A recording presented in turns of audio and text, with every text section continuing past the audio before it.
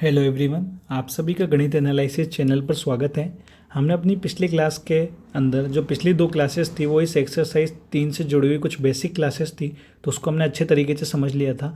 आज हम अपनी एक्सरसाइज 3.1 को स्टार्ट कर रहे हैं। उसका हम पहला क्वेश्चन करेंगे। एक बार हम पढ़ते हैं कि पहला क्वेश्चन हमें क्या कहता है। देखिए इस क्वेश्चन में क्या दिया गया है कि निम्न समस्याओं में रैखिक समीकरणों के हल और उनके ग्राफीय विधि से हल ज्ञात कीजिए। ठीक है, तो देखो क्या करना है आपको। एक तो रैखिक समीकरण दी गई है ना। रैखिक समीकरण दी नहीं गई, आपको बनानी पड़ेगी यहाँ पर। तो हम बनाएंगे और उनको कौन सी विधि से हल करेंगे, ग्राफीय विधि से। तो मैंने आपको पिछली क्लास में ग्राफ में बिंदुओं को कैसे निर्देशित करते हैं वो मैंने आपको समझा ही दिया है। तो उसी चीज़ का अब हम उपयोग करके इन बातों को और अच्छे तरीके से समझते हैं। और एक बार अब हम अपने सवाल को पढ़ते हैं। कक्षा 1 मतलब 10वीं कक्षा 10 के 10 विद्यार्थियों ने गणित की पहली प्रतियोगिता में भाग लिया, और यदि लड़कों की संख्या से 4 अधिक हो तो प्रतियोगिता में भाग लिए गए लड़कों और लड़कियों की संख्या हमें ज्ञात करनी है। तो इसके पहले तो हमें क्या बनानी पड़ेगी, समीकरण। जब समीकरण बन जाएगी ना, तब हम इजीली क्या बना पाएंगे, एक्स और वाई के अलग अलग मान रख के ग्राफ बना पाएंगे, और उसी आधार पर हम अपने सवाल को सोल्व कर पाएंगे। तो देखते हैं सवाल को अब हम कैसे हल करेंगे। तो मैं एक बार अपनी स्लाइड चेंज करता हूँ और अपने क्वेश्चन की ओर बढ़ते हैं। देखिए अब हम अपने पहले सवाल को हल करना शुरू करते हैं। उससे पहले हमें क्या बनानी पड़ेगी, समीकरण।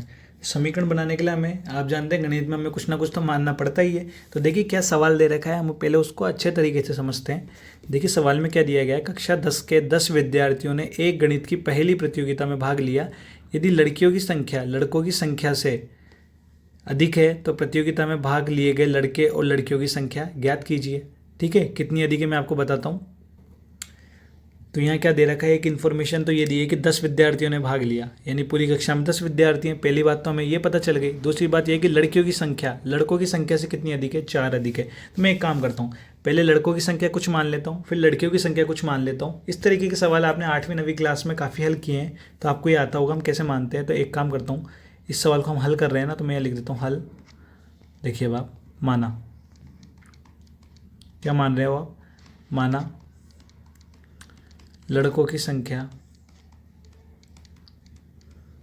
बराबर x और लड़कियों की संख्या क्या मान ली मैंने, y मान लेता हूँ,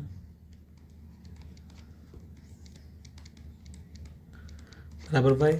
अब देखो आपको सवाल में दे रखा है कक्षा 10 के 10 विद्यार्थियों ने, तो जब इसमें लड़कों की संख्या x है और लड़कियों की संख्या y है, यदि इन दोनों को जोड़ दूंगा तो क्या कक्षा 10 के कुल विद्यार्थी मिलेंगे, नहीं मिलेंगे, मिलेंगे ना। तो मैं क्या लिखूंगा यहाँ पर, प्रश्नानुसार।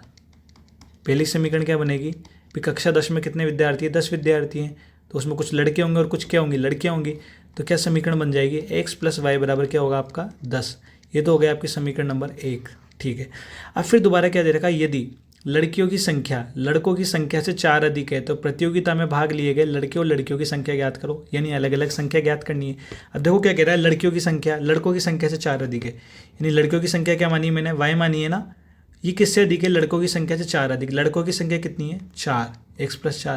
तो यहाँ क्या y बराबर क्या हो जाएगा, x + 4। कैसे आया, देखो ये लड़कियाँ हैं, ठीक है। इन लड़कियों की संख्या लड़कों की संख्या से कितनी अधिक है, 4। तो लड़कों की संख्या से 4 अधिक है, यानी x + 4 होगा। तो फिर ये y के बराबर होगा या नहीं होगा, होगा ना। क्यों होगा, क्योंकि लड़कियों की संख्या किससे अधिक आ रही है, 4 से। अभी हमें पता ही नहीं लड़कों की संख्या कितनी है, तो लड़कों की संख्या हमने x मान ली, तो y बराबर क्या हो जाएगा, x + 4। तो ये हो गई हमारी समीकरण नंबर 2 मिल गई हमें। अब मैं एक काम करता हूँ, इस तरीके के सवाल को हल करने का बहुत आसान तरीका है। अब हम अपनी अगली स्टेप पर चलते हैं। अब हमें इन दोनों समीकरणों से ही काम है, और मैंने आपको बताया था ये दोनों एक रैखिक समीकरण है, घात 1, यहाँ पर भी घात 1 और यहाँ पर भी घात 1। पहले इन दोनों समीकरणों को एक जैसे तरीके में बदलने की कोशिश करते हैं। ठीक है, मैं एक बार अपनी स्लाइड को चेंज करता हूँ। देखिए हमारी समीकरण एक क्या है, x + y बराबर 10 है। तो मैं क्या लिखता हूँ यहाँ पर, इस सवाल को हल करने का एक फिक्स तरीका है। क्या लिख देता हूँ मैं यहाँ, समीकरण 1 से क्या है, समीकरण 1 आपकी x + y बराबर 10 है। मैं एक काम करता हूँ, इस y को इधर भेज देता हूँ, ठीक है। या फिर आप चाहें तो x को इधर भी भेज सकते हैं। तो मैं एक काम करता हूँ, x को इधर भेज देता हूँ, तो y बराबर क्या हो जाएगा, x इधर जाएगा तो 10 - का x। ठीक है, ये कौन सी समीकरण बन गई, एक नई समीकरण बन गई ना। इसको मैंने नाम दे दिया कैपिटल A। ए समीकरण नाम दे दिया मैंने इसको। आपको कंफ्यूज नहीं होना, आप चाहें तो इसको 3 नाम भी दे सकते हैं, पर मैंने देखा कि संख्याएं बहुत सारी हो जाएगी, उस वजह से कहीं गलती हो, तो इसलिए मैंने इसको क्या नाम दे दिया, ए नाम दे दिया। अब मैं क्या करता हूँ, जब मैंने इस चैप्टर को शुरू किया था तो इसकी जो पहली क्लास थी ना, उसमें मैंने एक समीकरण को आपको हल करके बताया था कि एक्स का मान रखता जाऊँगा, वाई के अलग अलग मान मिलते जाएंगे। तो कुछ वैसा ही हमें यहाँ पर फिर से करना होगा, ठीक है। वही काम हम यहाँ पर करके देखते हैं।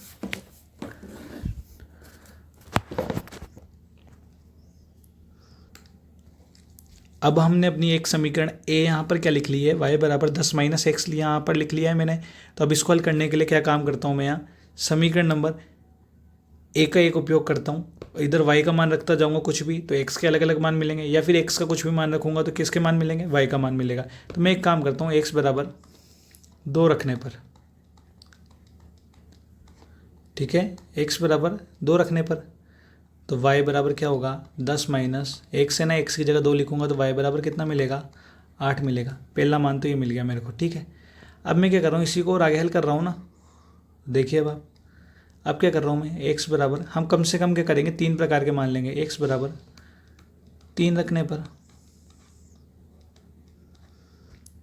तो y का मान क्या आएगा, तो y बराबर क्या दिया गया था आपको, 10 माइनस एक्स दिया था ना यहाँ पर, तो x की जगह पर 3 रख दो, तो 10 माइनस का 3, तो y बराबर कितना आ गया, 7। एक मान आपको ये मिल गया। अब हम एक काम और करते हैं, x बराबर 4 रखने पर देख लेंगे ना हमें क्या क्या मान हमें यहाँ मिल सकता है। तो x बराबर 4 रखने पर क्या मिल रहा है, तो y बराबर क्या था आपका, 10 माइनस का x, तो x की जगह पर 4 लिखूँगा तो 10 माइनस 4, और y बराबर कितना आ जाएगा, 6 आ जाएगा। तो देखिए आपको 3 मान क्या क्या मिल गए, एक तो आपको y बराबर 8 मिल गया, ठीक है, क्या रखने पर, x बराबर 2 रखने पर। एक क्या मिल गया आपको, y बराबर 7 मिल गया, है ना, क्या रखने पर, x बराबर 3 रखने पर। एक मान मिल गया आपको, y बराबर 6 मिल गया, क्या रखने पर, x बराबर 4 रखने पर। तो अब हम एक काम करते हैं, इसके एक सारणी बना लेते हैं हम यहाँ पर। तो वो सारणी कैसे बनेगी, मैं एक बॉक्स बनाता हूँ,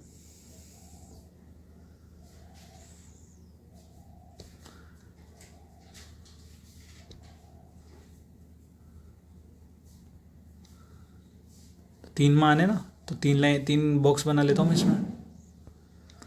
इधर लिख देता हूँ x और इधर लिख देता हूँ y। देखिए मैंने x बराबर 2 रखा ना समीकरण ए में, तो y बराबर कितना मिला, 8। तो x बराबर 2 रखा तो y बराबर क्या मिल गया, 8। इधर x बराबर 3 रखा मैंने, तो y बराबर क्या मिल गया मुझे यहाँ पर, 7 मिल गया।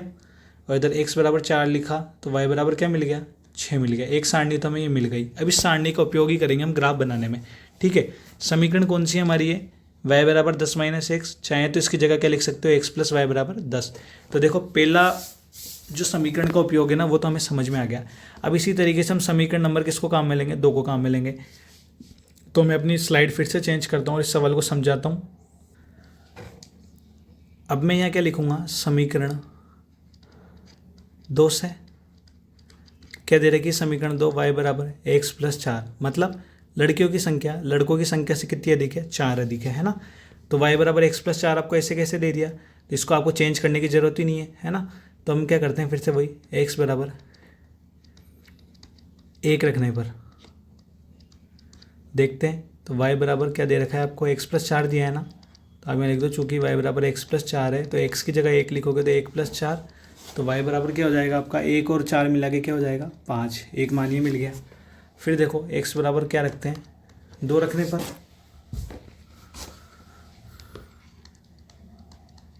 x बराबर 2 रखने पर, तो y बराबर क्या दे रखा है हमें, चूँकि y बराबर क्या दिया गया है हमें, x प्लस 4, तो x बराबर जैसे 2 रखोगे तो 2 प्लस 4, तो y बराबर क्या हो जाएगा, 6 हो जाएगा। एक मान ये मिल गया। फिर अगला मान अगर हमें निकालना है, चाहे तो आप 3 से ज़्यादा मान भी ले सकते हैं, पर हम कोशिश कर देंगे 3 तक मान तो ले ही सही। तो x बराबर क्या रखने पर, 3 रखने पर, तो y बराबर क्या दे रखा है आपको, x प्लस 4 दिया है ना। तो x की जगह पर क्या लिख दोगे, 3 प्लस 4, तो y बराबर क्या आ गया आपका, एक मान प्राप्त हो गया 7। अब इन्हीं की एक सारणी हम यहाँ पर भी बना लेंगे, ठीक है। और इस सारणी का ही हमें उपयोग करना है। मेन तो जो ये काम की चीज़ है ना हमारे लिए यहाँ पर, ये सारणी है।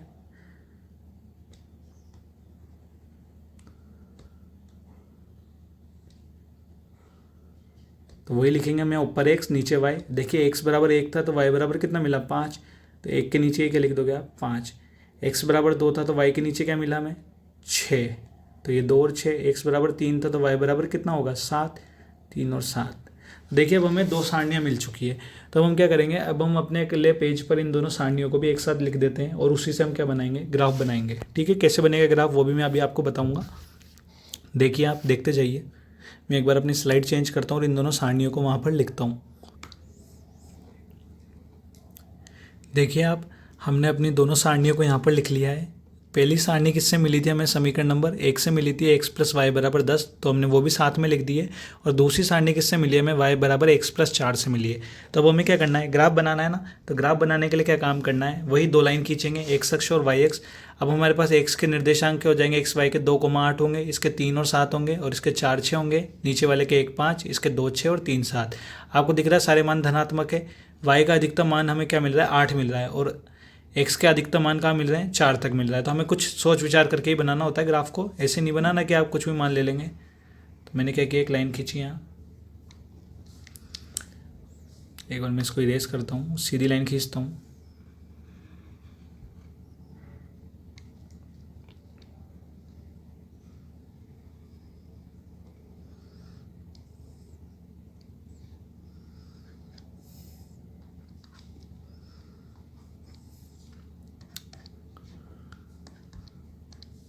पहली नीचे वाली तो हो जाएगी x और ऊपर वाली हो जाएगी y और ये क्या हो जाएगा, मूल बिंदु। तो देखिए x के मान क्या क्या मिल रहे हैं, 2 3 4, 1 2 3। तो मैं 1 से शुरू कर देता हूँ, x के मान 1 2, लगभग ये बराबर दूरी पे लेने हैं। जब आप लोग ग्राफ बनाएंगे तो ग्राफ में एक बड़े बॉक्स के अंदर 10 खाने होते हैं, तो उससे और भी ज़्यादा एक्यूरेट ग्राफ बनता है। तो 5 और 6, इधर x पे ऋणात्मक में भी मैं इतने मान ले लेता हूँ, -1, -2, -3, -4, -5 और -6।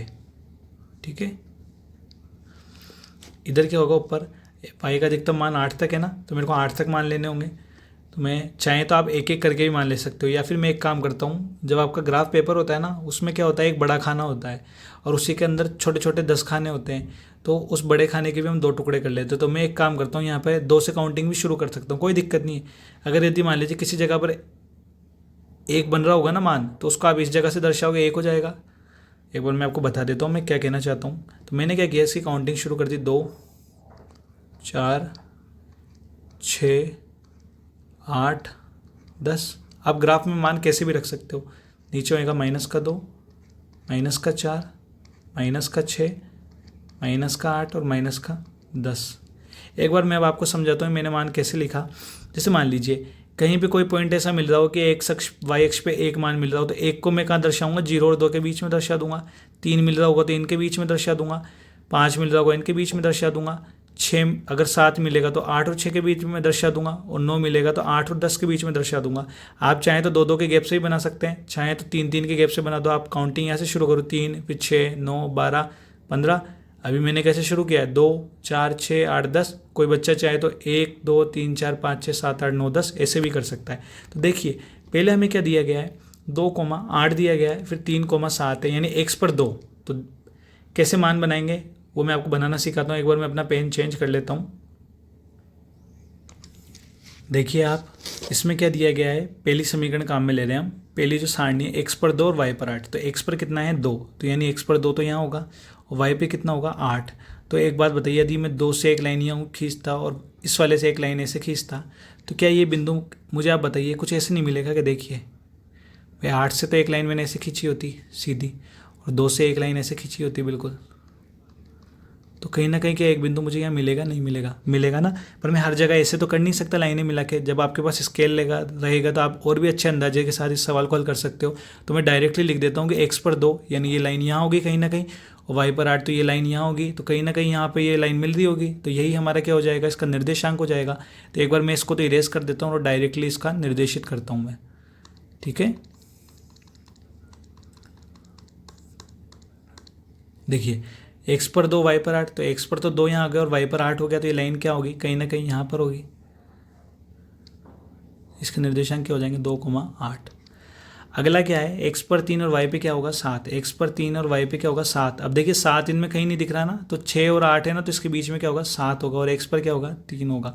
तो वो लाइन कहाँ पर होगी, शायद इस जगह होगी। ठीक है, तो इसके निर्देशांक क्या हो जाएंगे, 3,7। अगला क्या दे रखा है, x पर 4 और y पर 6। तो x पर 4 और y पर कितना है, 6। तो ये लाइन कहाँ पर होगी, इस जगह होगी। एक बार मैं मिला के ही बता देता हूँ कि ये लाइन इसी जगह आ रही है क्या। देखिए अब मैं अगर इसको मिलाऊँ नीचे 4 की सिद्ध में ऐसे और 6 की सिद्ध में ऐसे, तो क्या ये दोनों इस जगह पर काट रही नहीं, काट रही है ना। पर हर जगह आप ऐसे लाइनों को मिलाकर काट कर नहीं बता सकते, आपको डायरेक्टली देखना सीखना होगा। जब आप मल्टीपल ग्राफ्स भरने की प्रैक्टिस कर लोगे ना, तो आपकी चीज़ अपने आप समझ में आ जाएगी कि हम यह मान कैसे रख रहे हैं।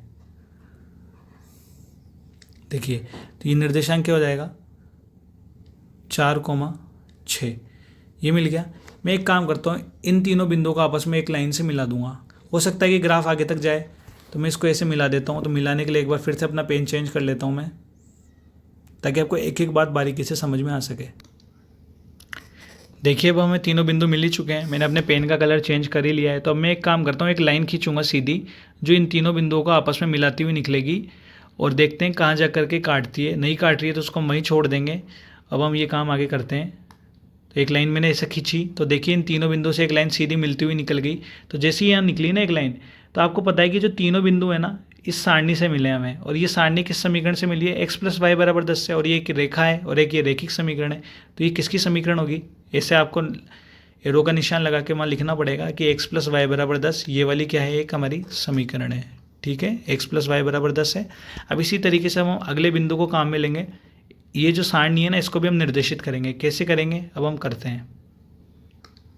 यहाँ पर क्या दिया है, यहाँ पर हमें दिया है x पर 1 और y पर 5। तो x पर 1 और y पर कितना है, 5। देखो सारे मान धनात्मक है ना, तो दोनों तरफ जब x और y धनात्मक होते हैं, तो मैंने पिछली क्लास में बताया था प्लस प्लस यहाँ होते हैं, यहाँ पर माइनस प्लस होते हैं, यहाँ माइनस माइनस होता है और यहाँ प्लस माइनस होता है। तो दोनों ही सारणी में प्लस है। तो x पर 1 और y पर 5, x पर 1 और y पर 5।